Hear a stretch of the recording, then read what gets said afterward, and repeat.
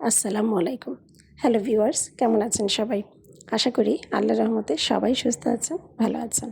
আমিও আলহামদুলিল্লাহ ভালো আছি। প্রতিদিন তো সকালে রুটিই খাওয়া হয়।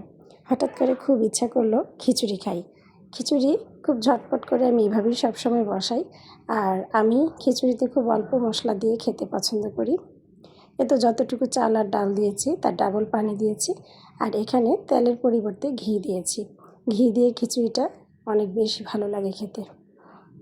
ঝটপট খিচুড়ি হয়ে গেলেও আমার এই খিচুড়ি খেতে তেমন কোনো তরকারির প্রয়োজন হয় না। একটা ডিম আর আচার হলেই আমি 2 প্লেট খেতে পারি একাই। আমার ভিডিওগুলো যারা দেখছেন অবশ্যই লাইক এবং ফলো দিয়ে পাশেই থাকবেন। এই তো আমার খিচুড়ি ডান। এবার শুধু খিচুড়িটা খাওয়ার পালা। যাই হোক, আজ এই পর্যন্তই। আপনাদের সাথে আবার দেখা হবে, কথা হবে অন্য কোনো রান্না নিয়ে, অন্য কোনো ব্লগ নিয়ে। আল্লাহ হাফেজ।